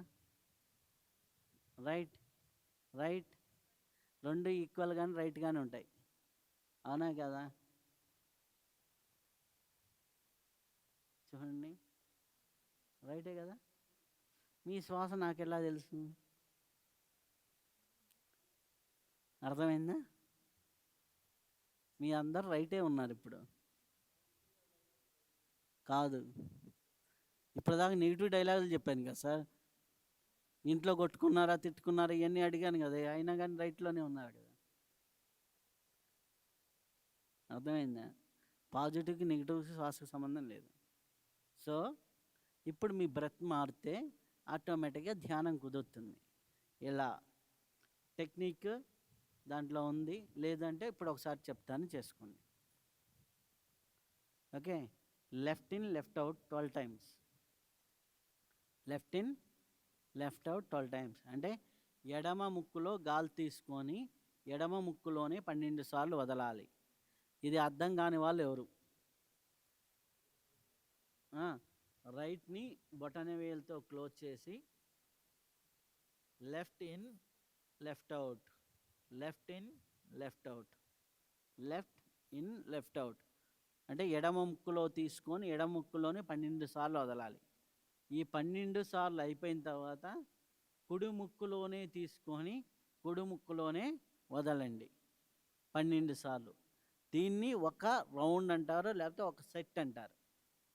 ఓకే, ఇలా మనం రోజు ధ్యానం చేసే ముందర కనీసం 3 సెట్లైనా చేస్తే, 3 సెట్లు చేయడానికి, ఒక సెట్ చేయడానికి. ఓకే, సో ఏంటి అంటే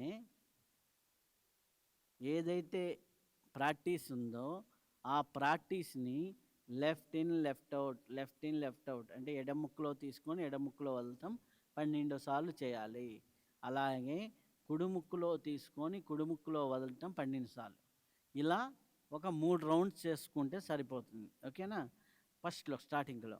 ఆ తర్వాత పెంచుకుంటూ పెంచుకుంటూ పెంచుకుంటూ వాళ్ళ ఓపికను బట్టి ఒక వారం తర్వాత ఇంకొక 3 రౌండ్లు, ఇంకొక వారం అయిన తర్వాత ఇంకొక 3 రౌండ్లు, అట్లా 12 రౌండ్ల వరకు వెళ్తే 12 రౌండ్లు అంటే ఆటోమేటిక్గా మీకు ఏంది 1 అవర్ 48 మినిట్స్ పడుతుంది. 48 మినిట్స్ మీరు ఇది చేసిన తర్వాత ఓ పావు గంట అట్లా మెడిటేషన్ చేయండి.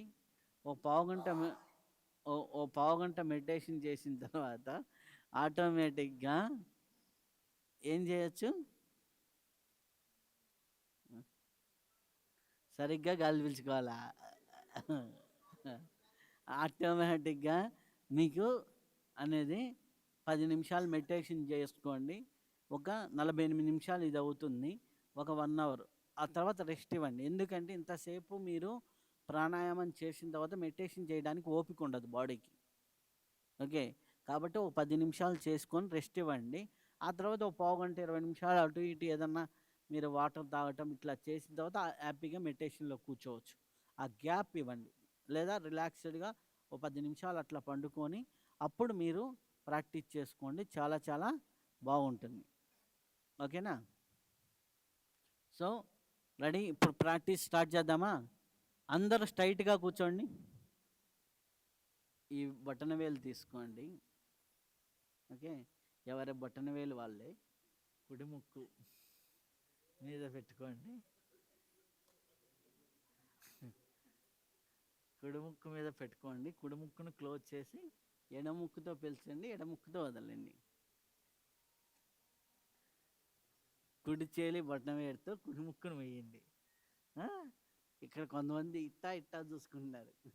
ఇట్టా కుడి చేతి బొటనవేలుతో కుడి ముక్కును మూసి ఆటోమేటిక్గా గట్టిగా గాలి పీల్చండి. గట్టిగా అంటే ఎంత ఎక్కువ పీల్చు, గట్టిగా అని కాదు, ఇంత నిండిపోయేటట్టుగా, లంగ్స్ నిండిపోయేటట్టుగా గాలి పీల్చుకొని అలాగని మరీ స్లోగా వదలకండి, మరీ స్పీడ్గా కాకుండా మధ్య మార్గం ద్వారా వదలండి. అంటే తీసుకోవడం ఒక 4 సెకండ్లు 5 సెకండ్లు తీసుకోవచ్చు, వదలటం 4-5 సెకండ్లు తీసుకోవచ్చు. ఇలా తీసుకోండి, వదలండి. ఓకే. అందరూ స్ట్రైట్గా కూర్చోండి. Ready, start. మీకు ఎట్లా 12 లెక్కేయాలి అంటే ఎవరికి వాళ్ళు లెక్కేసుకోండి. ఎందుకంటే ఇక్కడ వేళ్ళకి ఈ చేతితో ఉంటే ఈ చేతికి గెనుపులు ఉన్నాయి కదా, 12 ఉంటాయి. 1 2 3 4 5 6 7 8 9 10 11 12. ఓకే. ఓకే. ఏం అవసరంలా. లంగ్స్ నిండా గాలి పీల్చుకోండి, వదలండి. ఓకే. రెడీ, స్టార్ట్ అమ్మా. అందరు చేయండి. స్ట్రైట్గా కూర్చోండి. కుడి ముక్కుని క్లోజ్ చేయండి. ఎడముక్కుతో గాలి తీసుకోండి, ఎడముక్కుతో వదలండి 12 సార్లు.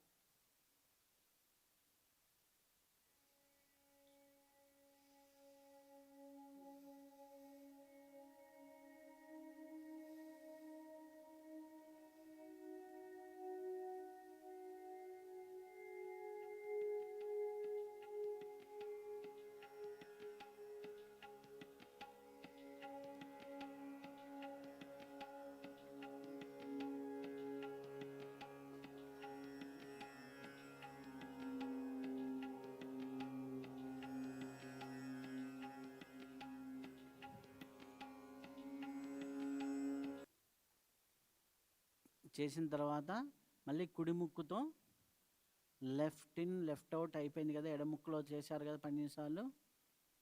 ఆ తర్వాత కుడి ముక్కుతో చేయండి.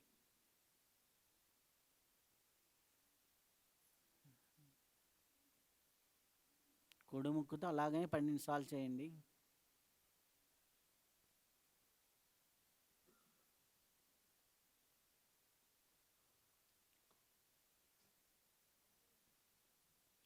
ఇలా చేస్తున్నప్పుడు కొద్దిగా లూజ్ క్లాత్ వేసుకుంటే చాలా మంచిది.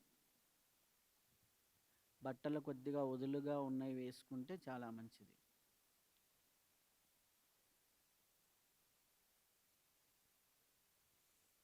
ఓకేనా? సెకండ్ రౌండ్ చేయండి. సెకండ్ రౌండ్ మళ్ళీ లెఫ్ట్ ఇన్ లెఫ్ట్ అవుట్ 12 సార్లు. ఎడమ ముక్కులో మళ్ళీ ఒక రౌండ్ అయిపోయింది కదా, 12 12 అయిపోయింది. మళ్ళీ 12 12 రెండో రౌండ్. అమ్మా చేయండి అమ్మా. మళ్ళీ ఎడమ ముక్కుతో 12 సార్లు. మీరు చేసేది 12, 12, 24. మీకు 4 నిమిషాల కంటే తక్కువ చేశారు, 3 నిమిషాల కంటే తక్కువ చేశారన్నా సరిగ్గా చేసినట్టు కాదు. 4 నిమిషాల కంటే ఎక్కువ 5 నిమిషాలు దాటిపోయిందంటే కూడా కరెక్ట్ కాదు. మొన్న ఒకరిని చేయమన్నా, మా మేనకోళ్ళని ఒక అమ్మాయిని చేయమంటే అమ్మాయి ఇటనేసి 12 అయిపోయిందని కౌంట్ చెప్పింది. అలా కాదు. ఓకే, ఎంత లంగ్స్ నిండా గాలి తీసుకోవడం, ఎంత స్లోగా, దీని వెనక ఉన్న సైన్స్ మళ్ళీ చెప్తా. ఓకే, సెకండ్ రౌండ్ అయిపోయిందా, థర్డ్ రౌండ్ చేయండి.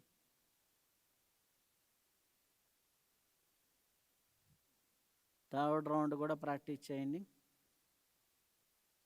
మూడోసారి కూడా.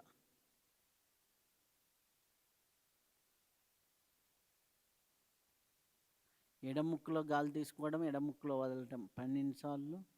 కుడి ముక్కులో తీసుకొని కుడి ముక్కులో వదలటం 12 సార్లు.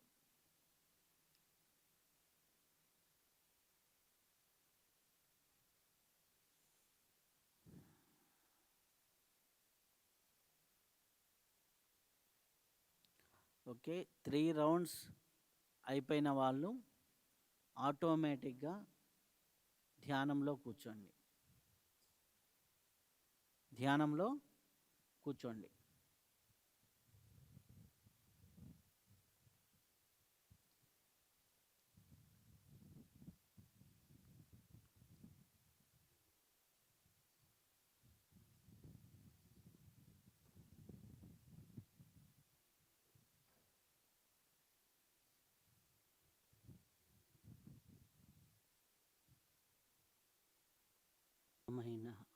నిర్మలమైన ధ్యాన స్థితిలోకి వెళ్ళాం.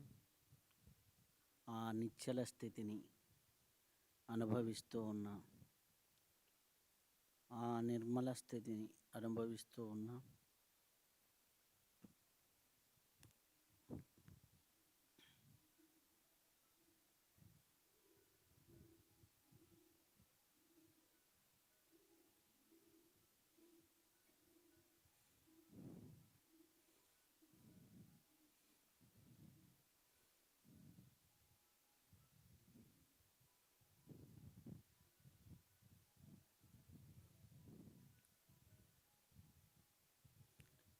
నిశ్చలంగా నిర్మలంగా ఉన్నాం. ఎంతో అద్భుతమైనటువంటి ఈ యొక్క ధ్యానాన్ని ఎంతో అద్భుతంగా చేస్తూ ఉన్నాం.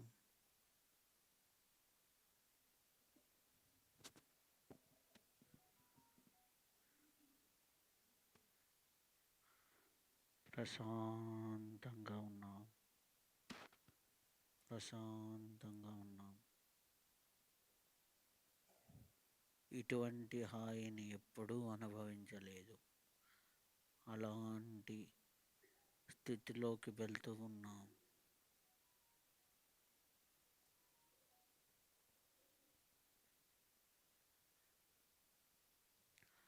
హాయిగా ఆనందంగా ఉన్నాం. హాయిగా ఉన్నాం. ఆనందంగా ఉన్నాం.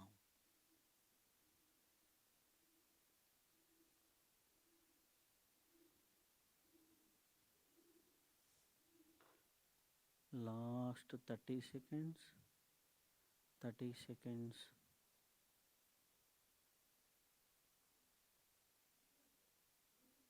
Last 10 seconds. 5 seconds. 5, 4, 3, 2, 1. Okay masters, 2 చేతులు తీసి కళ్ళ మీద పెట్టుకోండి. చాలామందికి ధ్యానంలో నుంచి లేవాలనిపించదు. రిలాక్స్డ్గా చేతులు దించేసేయండి. రిలాక్స్డ్గా చేతులు దించేసేయండి.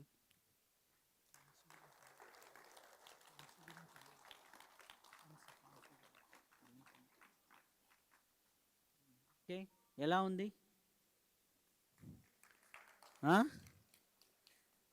వచ్చాయా? ఇంధనకు ఆలోచించింది మీరే కదా. అవన్నీ గుర్తు తెచ్చుకోమన్నానా? ఎందుకు గుర్తు తెచ్చుకోలేకపోయారు? ఎందుకు గుర్తు రాలేదు? ఎప్పుడైతే శ్వాసను క్రమబద్ధీకరిస్తారో ఆటోమేటిక్గా మన మనస్సు బుద్ధి బ్యాలెన్స్ అయిపోతాయి. మనస్సు బుద్ధి బ్యాలెన్స్ అయినప్పుడు శరీరము ఆత్మ ఒకే ఎన్లైట్మెంట్లోకి, ఒకే అలైన్మెంట్లోకి వస్తుంది. ఎప్పుడు మనస్సు బుద్ధి అనేది మీకు, ఈ మనస్సు బుద్ధి అనేది ఎప్పుడైతే డౌన్ కాలేదో శరీరము ఆత్మ అని ఎప్పుడు కలవవు. శరీరంలో ఆత్మశక్తి రానంత వరకు మీరు ధ్యానం చేసినట్టు కాదు. శరీరంలో ధ్యాన శక్తి అనేది ఎప్పుడు వస్తుంది అంటే ఆత్మశక్తి అనేది మీ దగ్గరికి ఎప్పుడైతే వస్తుందో అప్పుడు మాత్రమే ధ్యాన శక్తి మీలోకి వస్తుంది. ఈ విధంగా మీరు రోజు ప్రాక్టీస్ చేస్తూ ఉంటే ఒక 90 డేస్కి ఖచ్చితంగా మీరు ఒక మెట్టు ఎక్కడం అనేది జరుగుతుంది. అది రోజు 12 రౌండ్స్కి వెళ్ళిన తర్వాత ఆటోమేటిక్గా రెగ్యులర్గా ఒక 90 రోజులు చేస్తే శారీరకంగాను మానసికంగాను ఎంతో అభివృద్ధి చెందుతారు. అలా కంటిన్యూ చేస్తూ ఉంటే ఆటోమేటిక్గా మీ యొక్క ఇది అనేది అద్భుతంగా ఉంటుంది. అయితే ఎందుకు నేను శ్వాస గురించి ఎక్కువగా మాట్లాడలేదు, ప్రాక్టీస్ చేయించానంటే స్వీట్ చక్కెర ఎంత గొప్పది అనే దానికంటే చక్కెర ఒక స్పూన్ నోట్లో వేసామనుకోండి ఆటోమేటిక్గా అర్థమవుతుంది. అవునా? కృత్తాళం స్వామివారి దగ్గర నుంచి ఎంతోమంది వారి అనుగ్రహాలని ఈ పుస్తకానికి అందించారు.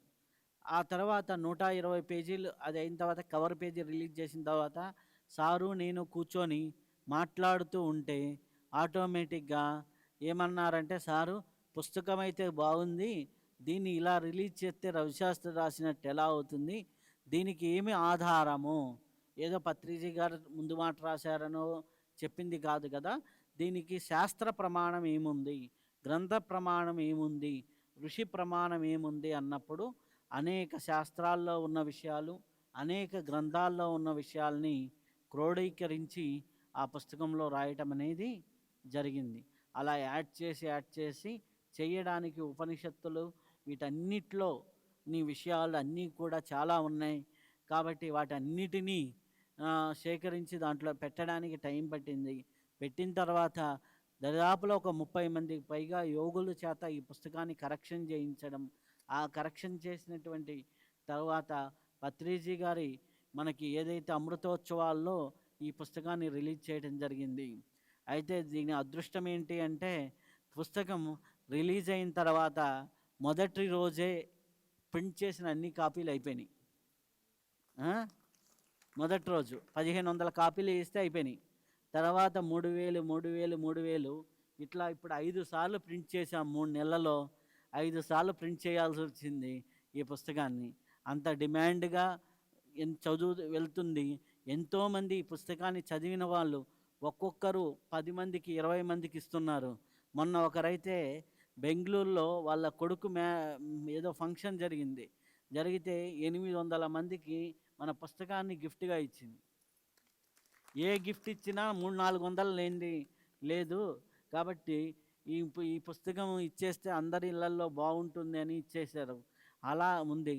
దీంట్లో శ్వాస యొక్క గొప్పతనం గురించి, శ్వాస ఏ చక్రాల్లో ఎన్ని శ్వాసలు ఉంటాయనే విషయం గురించి, అలాగే శ్వాస యొక్క పరిస్థితి, శ్వాసకి మనసుకు ఉన్న సంబంధం, షట్చక్రాలకు ఉన్న సంబంధం, మనకి పంచకోశాల గురించి, షట్చక్రాల గురించి, అలాగే 3 గ్రంథుల గురించి, 4 అవస్థల గురించి, అలాగే మన శరీరంలో ఉన్న 100 నాడులు, ప్రధానమైన 3 నాడులు, 100 నాడులు, 72,000 నాడులు, 3,52,000 నాడులు, 7,20,000 నాడులు, 9,00,000 నాడులు ఎక్కడెక్కడ ఉంటాయి, ఎలా ఉంటాయి, విత్ ప్రూఫ్స్తో సహా ఏ చక్రానికి ఎన్ని నాడులు కనెక్ట్ అయి ఉంటాయి, ఈడలో శ్వాస ఉన్నప్పుడు ఏం పనులు చేయొచ్చు, పింగళలో శ్వాస ఉన్నప్పుడు ఏం పనులు చేయొచ్చు అనేది ఎన్నో విధాలుగా చెప్పడం జరిగింది. ఆల్రెడీ లైట్ వర్కర్స్ టీవీలోను, అలాగే మన నిరవి టీవీలోను ఎన్నో మీకు షార్ట్స్ రూపంలోను, అలాగే వీడియోల రూపంలోనూ ఉన్నాయి.